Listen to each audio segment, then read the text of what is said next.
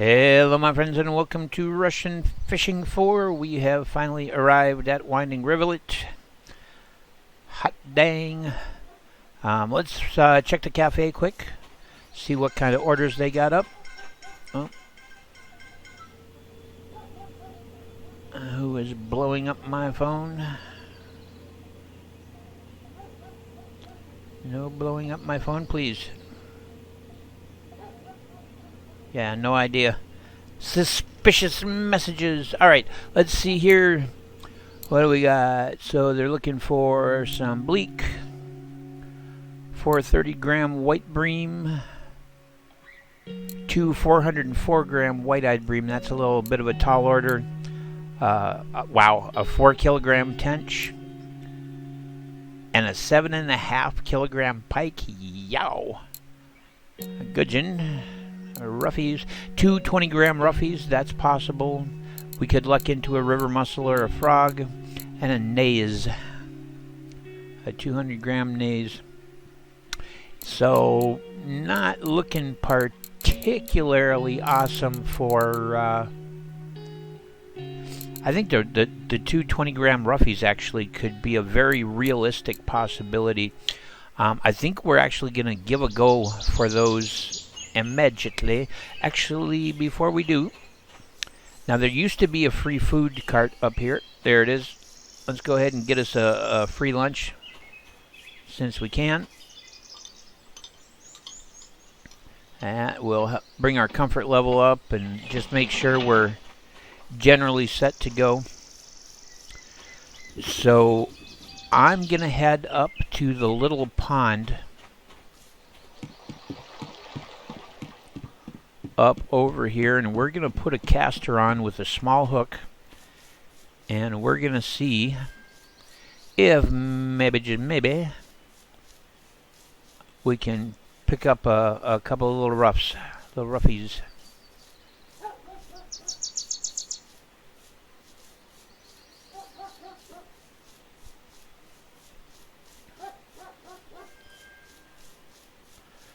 Because right down here where we've got this this duckweed, pennybit, a number of different names it's called, right in the edge of this usually is a good spot for the roughies.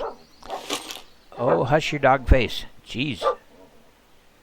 Okay, let's hold B so we can swap out to a caster.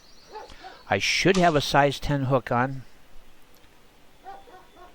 And right now we are set to, let's get it set to about 30 and see if we can just plunk it right out there at the edge and see if we can pick up a roughie.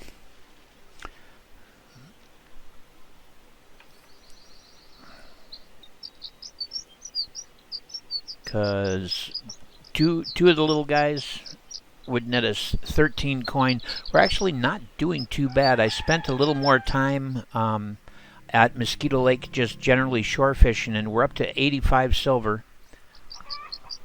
Not too shabby.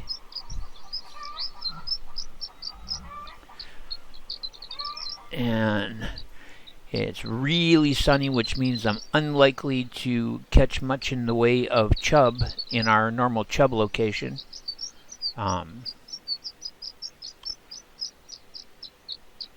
Could certainly, pick up some carp over here, but I figure what the heck. We'll just try real quick, because this has been a pretty traditional, pretty consistent spot to pick up the little guys, and they seem to be fond of the casters, so. And of course we could throw in here with bloodworms and catch roach. I don't think there were any perch orders. No chub orders. So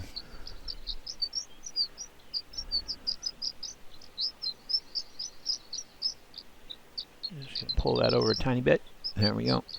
Make sure we don't get snagged in the reeds there.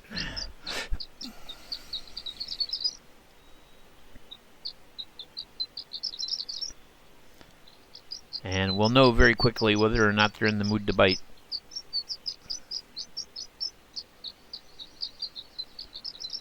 And if not, maybe we'll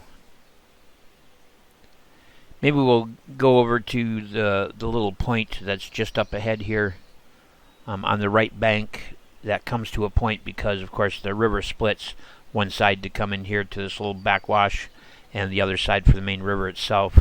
And on that point, if you cast upstream, usually lots and lots of active perch on the near bank. And we might be able to pick up a couple of cake eaters, you know, something around a kilogram and a half. And they're worth an alright amount. But our weather really is not very good for the entire fishing situation.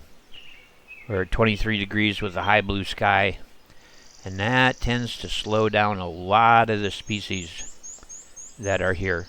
The perch get very active and the pike get active, but of course the biggest problem we have is we're with our beginning spinning rod, and we tie into a good sized pike, we're likely to run into some major trouble. Yeah, see, the rough aren't biting over here. The carp aren't biting. I mean, it's just warm and bright. And that is not conducive at the moment. So I'm going to put that away. We're going to move on over to this point.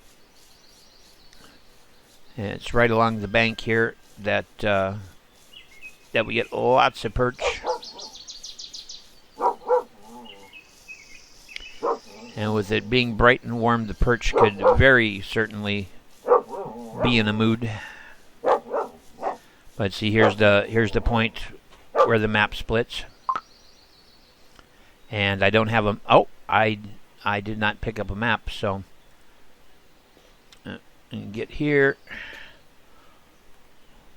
Pull out our spin fishing rig. And currently I've got a dragonfly stream with red dots. I'm going to move to the dragonfly silver. And we're just going to cast right up that way and see if the perch are in the mood.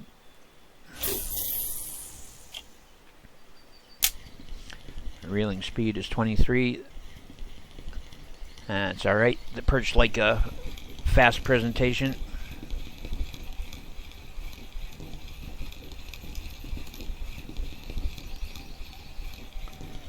And there they are. So, yep. So the perch are certainly awake.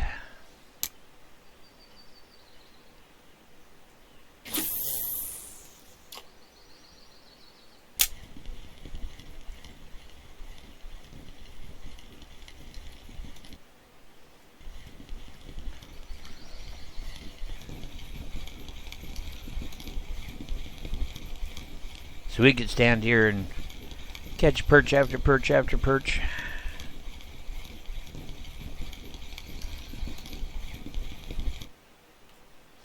Oh, except I missed it.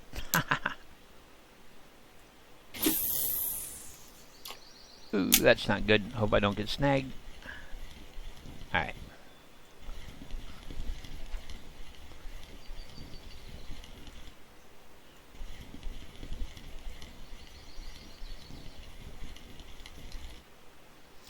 Now, casting downstream, casting the other direction, there are bream and asp, number of different fish available.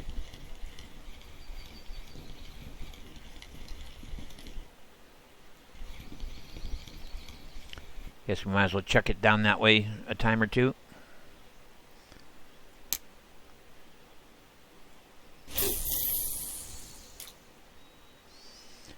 Just going to let the current carry it a bit before I left click and close the bail. But I'm figuring it's going to be a pretty quiet day.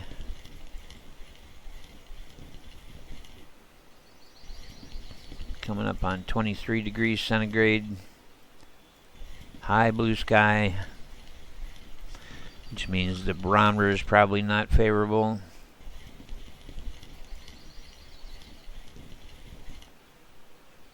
Oh, by golly, It's probably just a perch, but at least we picked something up. Yep, another perch. So today is going to be a very, very, very perchy day. Now, if we get some cloud cover, I'll go up to my spot that's kind of my favorite for fishing chub. See if we can maybe pick up a 1 kilogram chub. They're usually worth about 3 silver.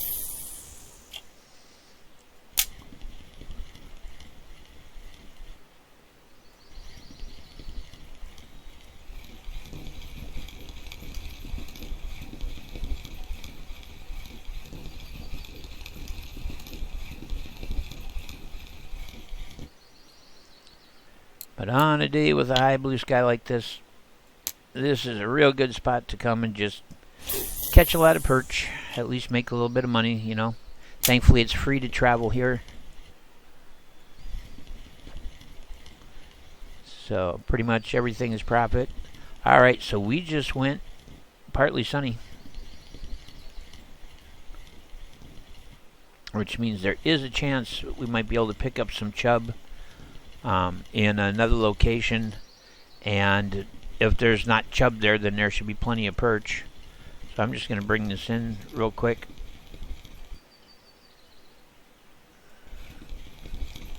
Oh, and I missed him. Son of a gun. Alright, well, let's put that away so we don't beat it up in the bushes. We're just going to change locations quick. Show you where I normally fish for chub. When it's nice and truly cloudy, that area that we just were casting downstream, you can catch chub and bream. Some very nice bream. But what we're going to do is come here to this kind of football-shaped little island that's right out here. There's a downed birch log right along here. We should see somewhere.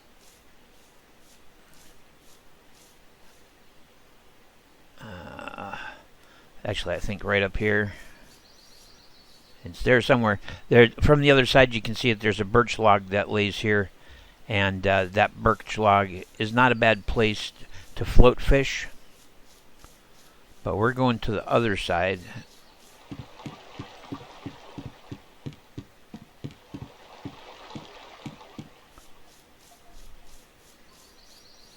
And there's a little dock right here, and then a couple of bushes, and you can go down either right there or right over here. There are gibble carp in the reeds on the right side. There are crucian carp out in the actual flow itself for this spot, and then the next spot over right here is where, with this silver dragonfly stream spinner, I like to fish chub right up in there, and then there's usually lots of perch in here as well. So we'll see what we got going. See, the sun's back out, so now it's probably just going to be perch, unfortunately.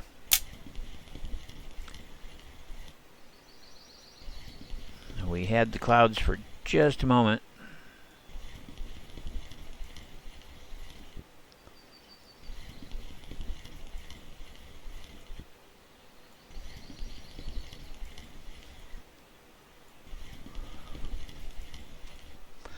So we probably would have been better off back where we were now that we no longer have the cloud cover. Darn it. Because there's not likely to be much happening here, even with the perch. Now that cloud cover is gone. Though we could potentially pick up a pike off of those reeds over there, because they certainly hang there. Let everything flutter down and draw out a little extra line.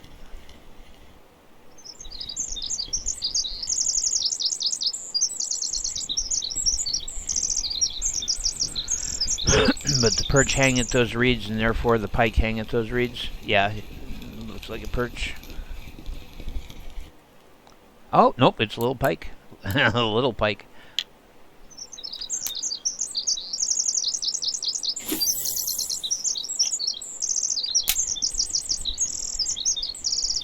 Ah, there we go. Something smacked it. Is he still on there? Or did I miss him?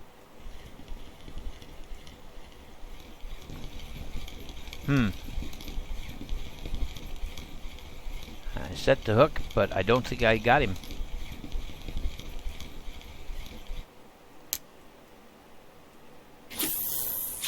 Come here, you. Yeah, he smacked it hard, too. Kind of surprised we missed him.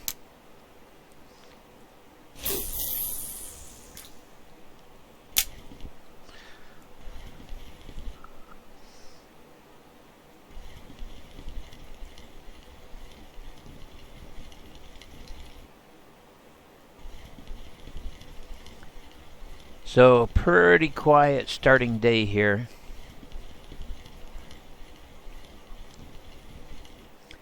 But I wanted to show you guys these two locations because they're pretty dependable for perch. And, hello. Who might you be? Are you a cake eater? Ooh, it's a cake eater. Look at him. If he hasn't been into the cupcakes, and nobody has. 856 grams, not bad at all. We're up to 8.5% on our spin fishing. We've got to get to 15% before we can start using spoons.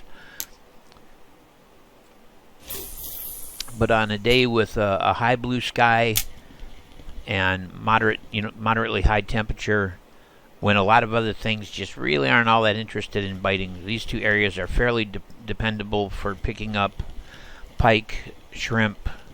Shrimp? Well, I don't even know where that came from. You know, that's the perils of getting old. Sometimes your brain just goes off and you have no clue why. Pike and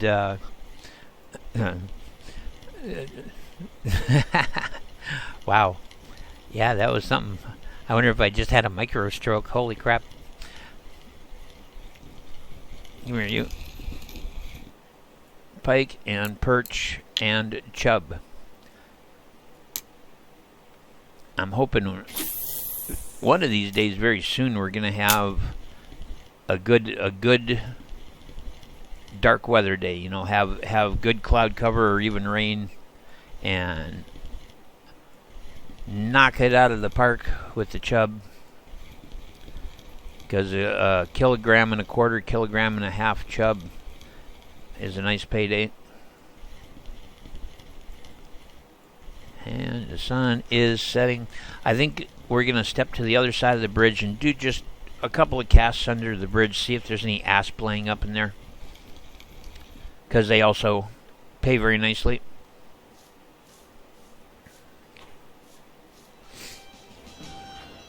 With this silver spinner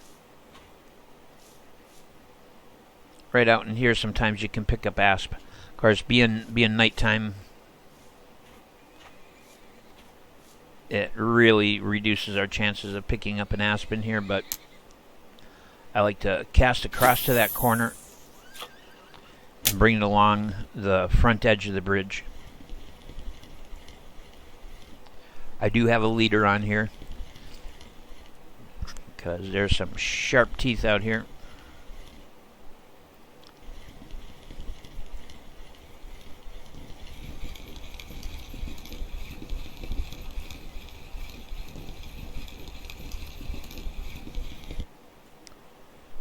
There we go, a perch.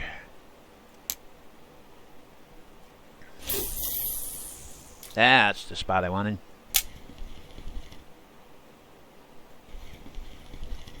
There we go. So we've either got a pipe on here now, though there's other things it could be. He's giving us a fight. Let me see where my... Oh, yeah. So I've already got my my tension set to 21, which is about as high as I can get away with in the shape that my line is currently.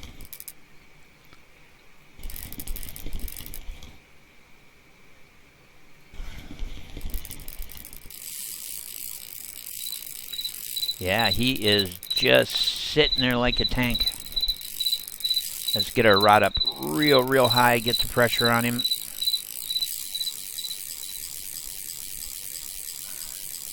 Yeah, he is running hard. I think this is going to take a minute.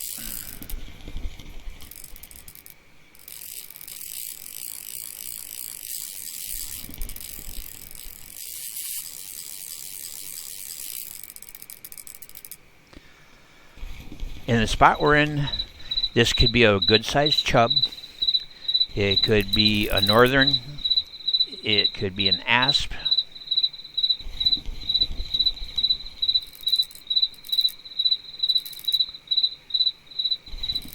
I think it more likely to be a northern or an asp normally if this was daylight, but because the sun is down, that's why I say we could have a decent chub here. He's moving towards us. That's good.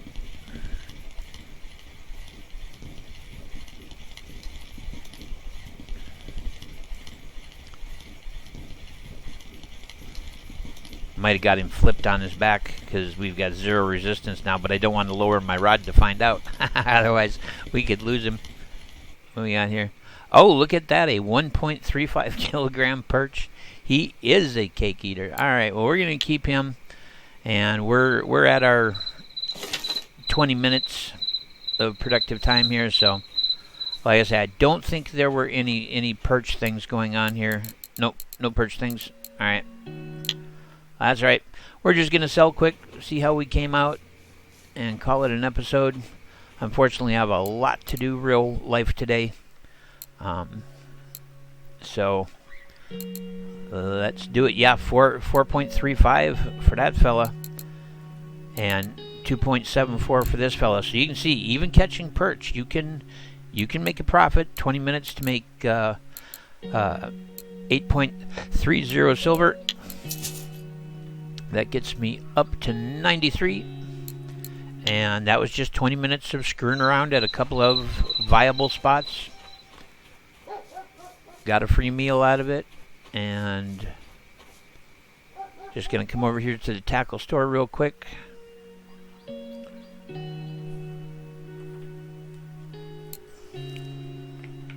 And you can see